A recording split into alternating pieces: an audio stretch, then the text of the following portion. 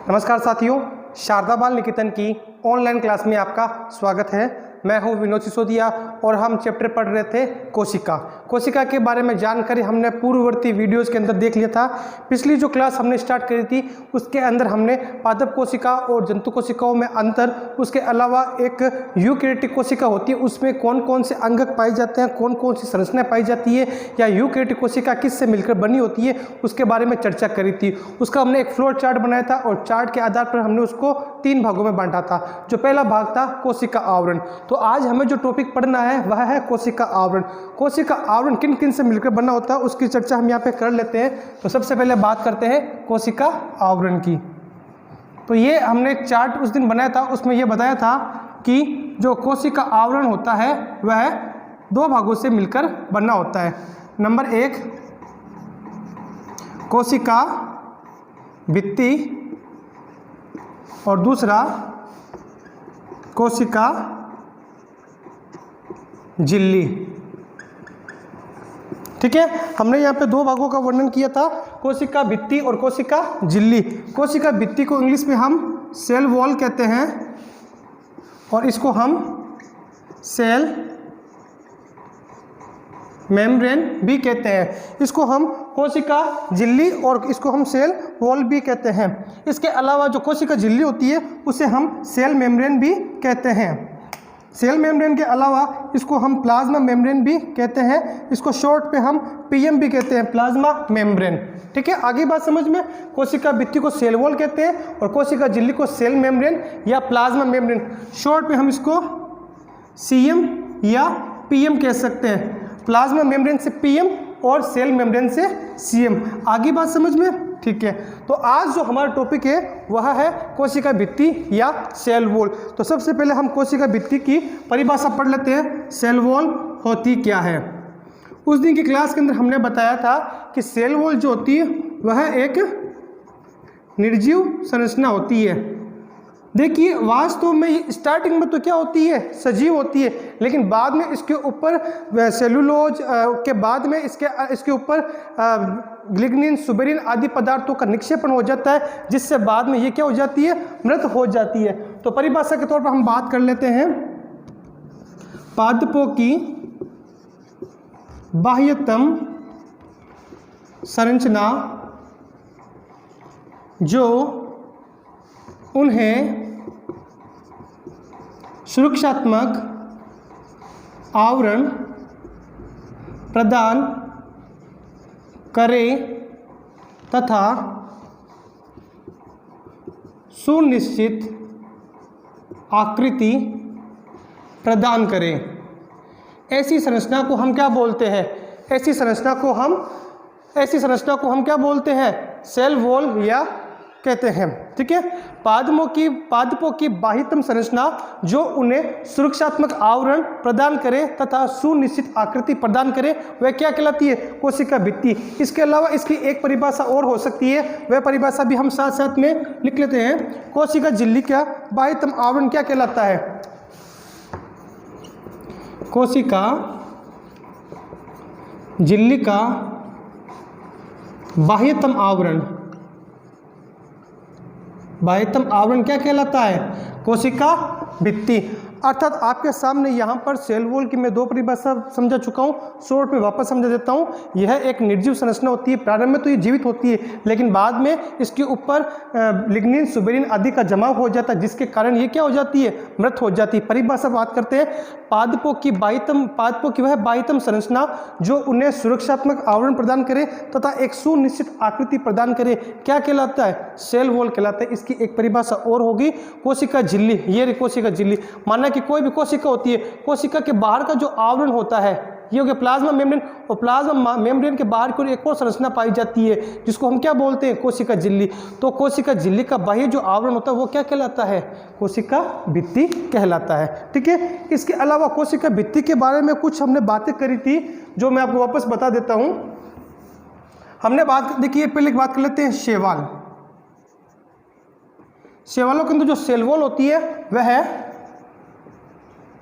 Pectin plus cellulose की बनी होती है। किसकी बनी होती है, सेवालोक के अंदर जो सेल वॉल होती है वह पेक्टिन तथा सेल्यूलोज की बनी होती है।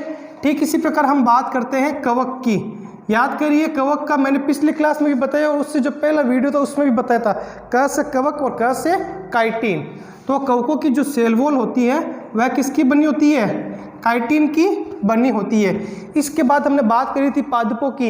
इनके बारे में भी मैं आपको बता चुका हूँ कि पादपों के अंदर जो सेल वॉल होती है वो किसकी बनी होती है? वह सेल्यूलोज की बनी होती है।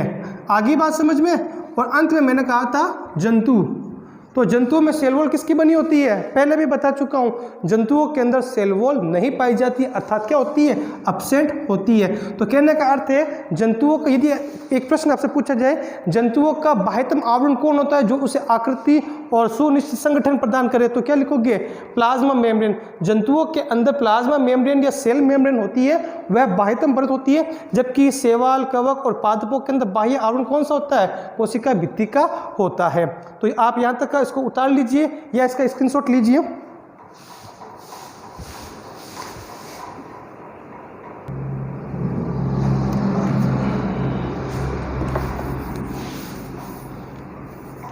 अब हम बात करते हैं कोशिका भित्ति की संरचना। अगला हेडिंग होगा हमारा कोशिका भित्ति की संरचना। देखिए वास्तव में जो कोशिका भित्ति जब अपनी प्रारंभिक अवस्था के अंदर होती है उस समय वह पतली एक नरम मुलायम संरचना होती है, मृदु संरचना होती है। लेकिन जैसे जैसे उसके ऊपर लिग्निन, सुबेरिन, पेक्टिन, कैल्शियम आदि पदार्थों का स्त्रवण होता है या उसके ऊपर जैसे उनका जमाव होने लगता है उसकी वजह से ये जो है वो क्या होने लगती है? कठोर होने लगती है। अब देखिए कोशिका भित्ति जो होती है उसकी संरचना के अंदर 4 भाग होते हैं। पहला होता है मध्य पटलिका, जिसे हम मिडल लेमिला कहते हैं। दूसरा होता है प्राथमिक भित्ति, तीसरी होती है द्वितीयक भित्ति और चौथी होती है तृतीयक भित्ति। आगे बात समझ में। कोशिका भित्ति की संरचना को हम 4 भागों में बांटते हैं। पहला भाग होता है मध्य पटलिका, जिसे हम मिडल लेमिला या लेमिली कहते हैं। दूसरा होता है प्राथमिक भित्ति, जिसे हम प्राइमरी वॉल कहते हैं। तीसरा होता है सेकेंडरी वॉल, द्वितीयक भित्ति। और अंतिम होती है टर्सरी वॉल, या जिसे हम क्या बोल सकते हैं? तृतीयक भित्ति कहते हैं। तो सबसे पहले हम बात करते हैं मध्य पटलिका की। तो नंबर 1 हम बात करते हैं मध्य पटलिका। तो इसमें आपको यहाँ पर एक चित्र दिखाई दे रहा है। मैंने यहाँ पे कोशिका भित्ति का एक डायग्राम बनाया है। तो आप यहाँ पे देख सकते हो मध्य पटलिका। तो यहाँ पे देखिए 2 प्रकार की कोशिकाएं हैं, दोनों कोशिकाओं को जोड़ने वाली। देखिए इसकी परिभाषा के तौर पर हम ये बोल सकते हैं 2 आसन्न कोशिकाओं को जोड़ने वाला स्तर क्या कहलाता है? मध्य पटलिका। 2 आसन्न कोशिकाओं को जोड़ने वाला स्तर। अब आपके मन में सवाल उठता है कि ये आसन्न क्या है? एक नया वर्ड सुना। आसन्न का अर्थ होता है पास पास। आगे बात समझ में। पास पास में स्थित कोशिकाएं, जैसे हम बात कर सकते हैं, ये देखिए माना एक कोशिका और एक कोशिका, ये दोनों के बीच में क्या एक ये परत हो गई, इस प्रकार दिख गई। एक कोशिका ये, एक कोशिका, बीच में क्या एक परत है। अर्थात 2 पास पास स्थित कोशिकाओं को जोड़ने वाली जो संरचना होती है वह क्या कहलाती है? वह मध्य पटलिका कहलाती है। तो एक कोशिका आपके सामने ये होगी, एक कोशिका ये होगी। अब दोनों देखो जिस परत के द्वारा यहाँ पे ये जो ब्लैक लाइन दिख रही है, इस संरचना को हम क्या बोलते हैं? मध्य पटलिका। आगे बात समझ में। तो पहला पॉइंट जो था 2 आसन्न कोशिकाओं को जोड़ने वाला स्तर क्या कहलाता है? मध्य पटलिका कहलाता है। दूसरा, इसका निर्माण कब होता है? तो उसके बारे में भी हम पॉइंट लिख लेते हैं।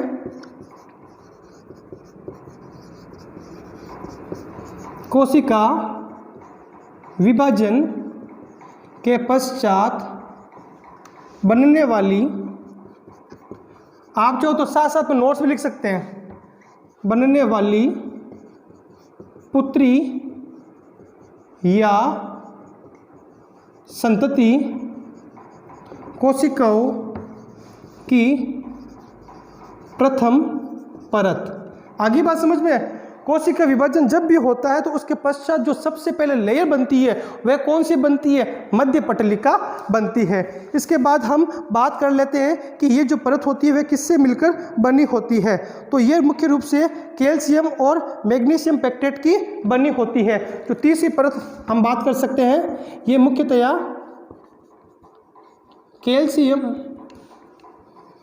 कैल्शियम पेक्टेट व मैग्नीशियम पेक्टेट की बनी होती है। चौथा पॉइंट है, यह एक जेली समान संरचना है। यह एक जेली समान संरचना है। और पांचवा पॉइंट हो गया, फलों के पकने के समय यह भित्ति घुल जाती है। यह भित्ति घुल जाती है। तो देखिए बच्चों, आपके सामने मैंने इसके पांचों पॉइंट लिख दिए हैं। तो आप इसको एक बार मैं आपको वापस शॉर्ट में वापस समझा देता हूं। तो देखिए, मध्य पटलिका होती है, यह क्या होती है? यह दो आसन्न कोशिकाओं को जोड़ने वाला स्तर होता है। अर्थात जो दो कोशिकाएं होती है उनको जो जोड़ने वाली जो संरचना होती है, ये देखिए ब्लैक कलर की जो दिखाई दे रही है, ये संरचना क्या कहलाती है? मध्य पटलिका कहलाती है। इसके अलावा हमने ये कहा था कि जब किसी कोशिका में जब विभाजन होता है, कोशिका विभाजन हो जाता है, तो उसके फलस्वरूप जो दो पुत्री कोशिकाएं बनती है, उन पुत्री कोशिकाओं में सबसे पहले जिस स्तर का निर्माण होता है उस स्तर को हम क्या बोलते हैं? उसको हम मध्य पटलिका कहते हैं। तीसरा पॉइंट बना, ये बताया कि इनके ऊपर ये जो किससे मिलकर बनी होती है? ये कैल्शियम और मैग्नीशियम पेक्टेट की बनी होती है। इसके आप स्टार लगा लीजिए, बहुत ही महत्वपूर्ण सवाल है। काफ़ी बार बोर्ड के एग्जाम में या जो कोई भी टेस्ट होते हैं उसमें ये सवाल पूछा जाता है कि मध्य पटलिका का निर्माण किनके द्वारा होता है? तो मध्य पटलिका का निर्माण कैल्शियम पेक्टेट तथा मैग्नीशियम पेक्टेट से होता है। चौथा पॉइंट हो गया, ये जो संरचना होती है वह किस प्रकार की दिखाई देती है? यह एक जेली समान लसलसी संरचना होती है। और अंत में मैंने एक पॉइंट और बताया कि जब फल पक जाते हैं, फलों के पकने के समय ये भित्ति क्या हो जाती है? घुल जाती है। तो आप इसका स्क्रीनशॉट लीजिए या इसको नोट्स के रूप में उतारिए।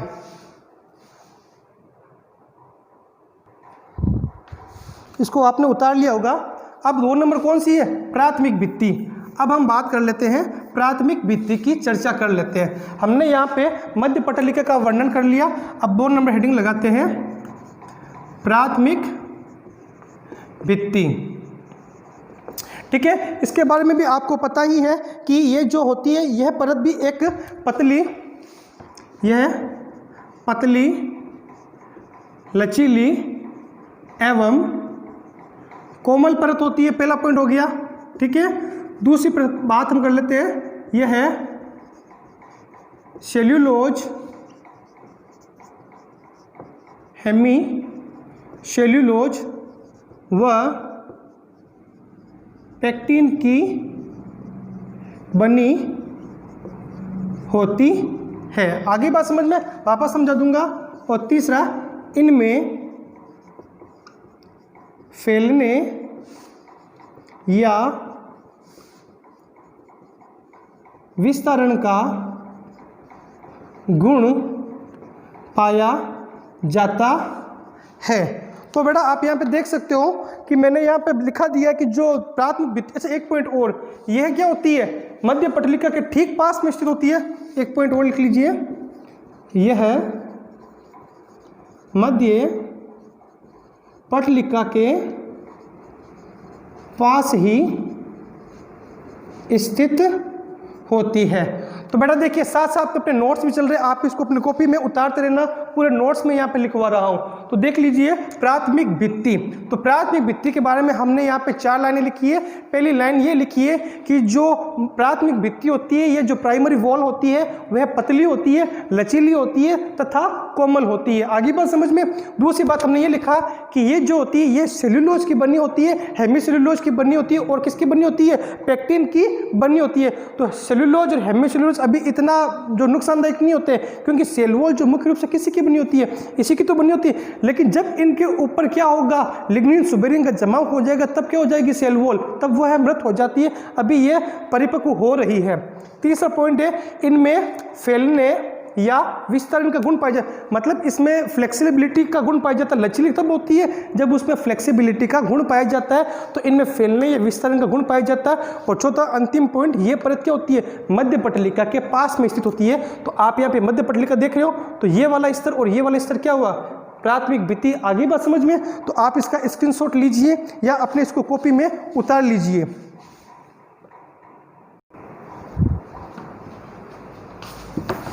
अब हम बात कर लेते हैं तीसरा पॉइंट जो आपके हैं द्वितीयक भित्ति। तो तीसरा पॉइंट क्या है, द्वितीयक भित्ति। पॉइंट नंबर कौन सा ये, तीसरा है। तो इसकी एक ट्रिक हो गई, ये क्या होती है, त्रिस्तरीय परत होती है।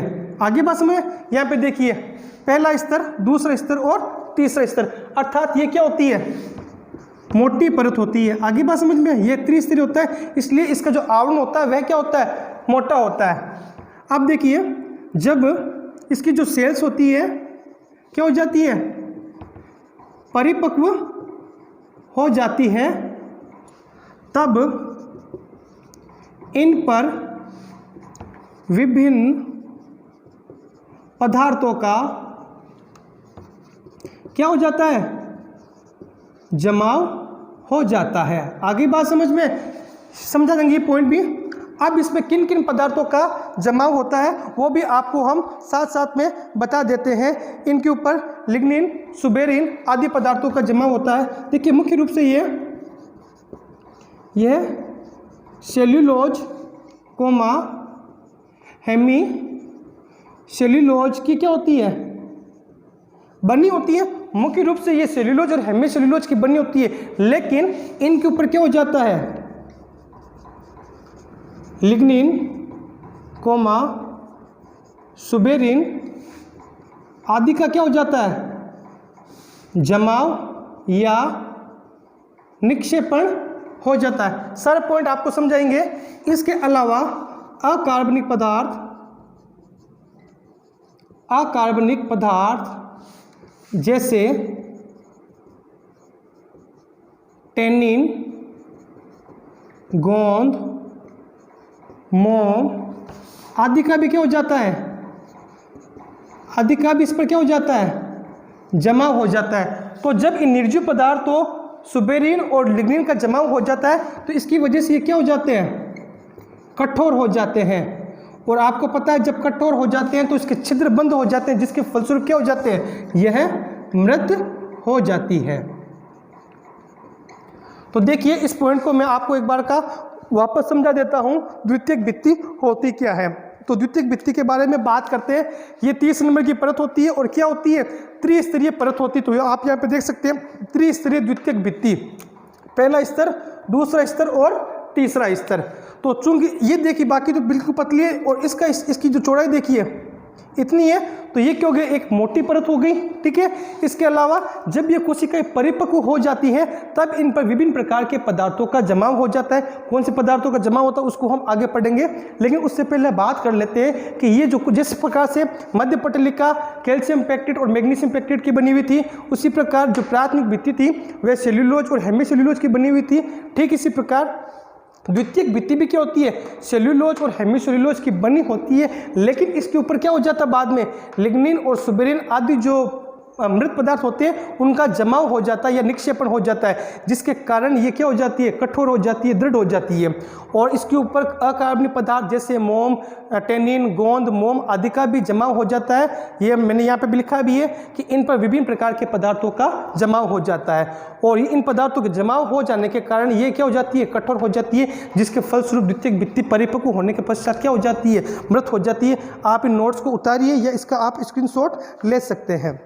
उसके बाद हम आगे वाला जो आपके तृतीयक भित्ति है वह शुरू करते हैं। अब देखिए अगला जो आपके हैं वह है तृतीयक भित्ति। तो हम यहाँ पे 3 टॉपिक पढ़ चुके हैं, चौथा जो भाग है वो अब हम शुरू करने जा रहे हैं। चौथा है आपके तृतीयक भित्ति। ठीक है। तृतीयक भित्ति की शुरुआत करते हैं। तो सबसे पहले हम बात करते हैं कि ये जो परत होती है, आप यहाँ पे इसको देख ही रहे हैं कि इनके जो अंदर की ओर जो पाई जाती है, तो ये जो परत देखिए पहले बात की थी, मध्य पटलिका के अंदर की ओर क्या पाई जाती है, प्राथमिक से अंदर की ओर द्वितीयक, और द्वितीयक से अंदर की ओर तृतीयक पाई जाती है। अर्थात यह है द्वितीयक भित्ति के अंदर की तरफ क्या होती है, स्थित होती है। आगे बात समझ में। उसके बाद में हम बात करते हैं कि ये किसकी बनी होती है।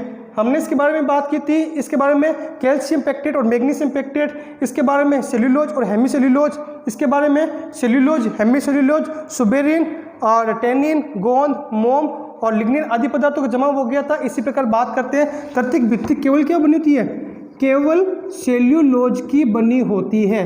ये केवल इसमें सेल्यूलोज ही पाया जाता है और यह कभी कभार ही पाया जाता है, मतलब अधिकांश पादपों में यह अनुपस्थित होता है, कभी कभार ही पाई जाती है। जनरली ये किस में पाई जाते हैं, जो जिम्नोस्पर्म प्लांट होते हैं, जिम्नोस्पर्म पादप की जो वाहिनिकाएं होती है,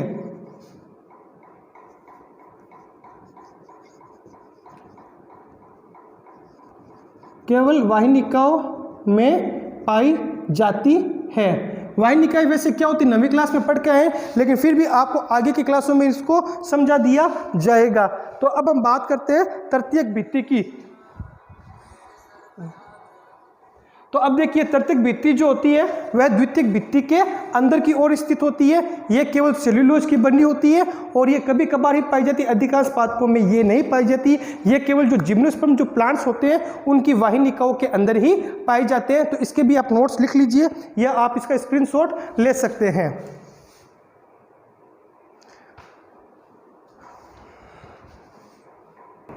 अब देखिए इसके अलावा एक बात और है, वो जी भी आपको मैं समझा देता हूं कि कई बार क्या होता है कि जो कोशिका भित्ति में अनेक स्थानों पर सेल्यूलोज का अभाव होता है, जिससे द्वितीयक भित्ति का निक्षेपण लगातार या निरंतर नहीं हो पाता। उनके मध्य विभिन्न प्रकार के छिद्र हो जाते हैं। इन छिद्रों में से विभिन्न प्रकार के पदार्थों का आदान प्रदान होता रहता है, अर्थात जो रिक्त स्थान होते हैं इन स्थानों पर नज़दीक स्थित कोशिकाएं एक दूसरे के संपर्क में रहती है। इन स्थानों को हम क्या बोलते हैं, प्राथमिक गर्त बोलते हैं। और इनमें जीवद्रव्य तंतु इन छिद्रों में से होकर अर्थात आर पार होकर एक कोशिका से दूसरी कोशिका में फैले रहते हैं, जिसको हम प्लाज्मोडेस्माटा कहते हैं।